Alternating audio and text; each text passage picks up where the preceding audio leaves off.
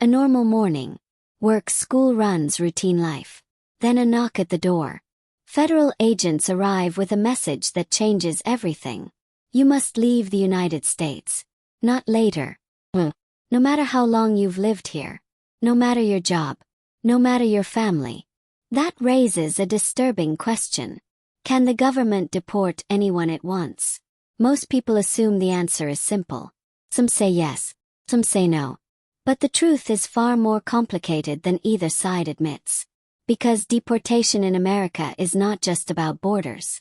It is about law, power, and constitutional limits that most people never understand. Chapter 1. Where does deportation power come from? One of the biggest misconceptions is that the Constitution directly gives the government deportation power. Does not. In fact, the word deportation is not even written in the Constitution. Instead, immigration power developed through federal laws and Supreme Court decisions over time. The key principle is known as the plenary power doctrine. It means the federal government has broad authority over immigration because controlling borders is part of national sovereignty. This gives Congress and the executive branch extraordinary power. But that power is not unlimited. The Constitution still applies. Due process still applies. And courts can still intervene when rights are violated. So immigration law exists in a constant tension. Government power versus individual rights. Chapter 2. Can the government deport anyone it wants? The answer is no. The government cannot randomly pick people for deportation. It must have a legal reason established by Congress. Just like in criminal law, there must be a valid charge. These legal grounds usually fall into 3 categories. First, immigration violations. Illegal entry visa overstays, violating visa conditions, fraud in immigration applications. Second, criminal convictions. Certain crimes can trigger deportation, including drug offenses, fraud, and firearms-related crimes. Some are labeled aggravated felonies under immigration law, even if they are not felonies in state law. Third, national security concerns. Cases involving terrorism or threats to national safety. However, these are a small percentage of deportation cases.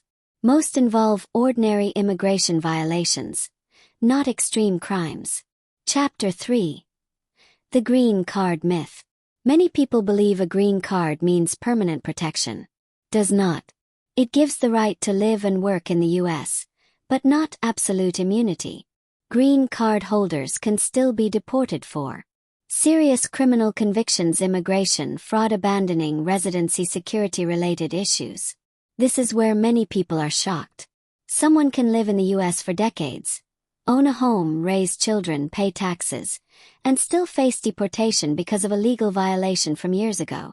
Immigration law treats criminal and immigration consequences separately, so a case can end in criminal court and years later trigger deportation in immigration court. Chapter 4. Rights most people don't know exist. Immigrants are not without rights. The Fifth Amendment guarantees due process to persons, not just citizens. That means immigrants have the right to be informed of charges, present evidence, challenge the government, testify, appeal decisions. But there is a major gap. There is no automatic right to a government-paid lawyer in immigration court. So many people face deportation alone, navigating one of the most complex legal systems in the country without legal representation. That alone can change outcomes dramatically. Chapter 5. Can a U.S. citizen be deported? Almost never. Citizens are fully protected. However, there is one rare exception: denaturalization. If citizenship was obtained through fraud or lies, the government can revoke it. If citizenship is removed, deportation becomes possible. But this is extremely rare and requires strong proof. Chapter 6. The future of deportation. Immigration law is constantly changing.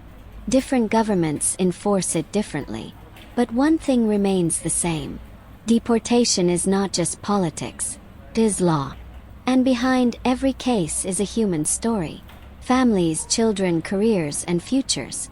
The question is not just who can be removed, It is how a society balances law enforcement with human dignity. Conclusion. So, can the government deport anyone? No. But it can deport non-citizens under specific legal conditions. Green card holders can be deported. Visa holders can be deported. Undocumented immigrants can be deported. But citizens generally cannot. And even then, every case must pass through legal processes and constitutional protections. The reality is more complex than headlines suggest. Because deportation is not just about borders. It is about power, law, and people.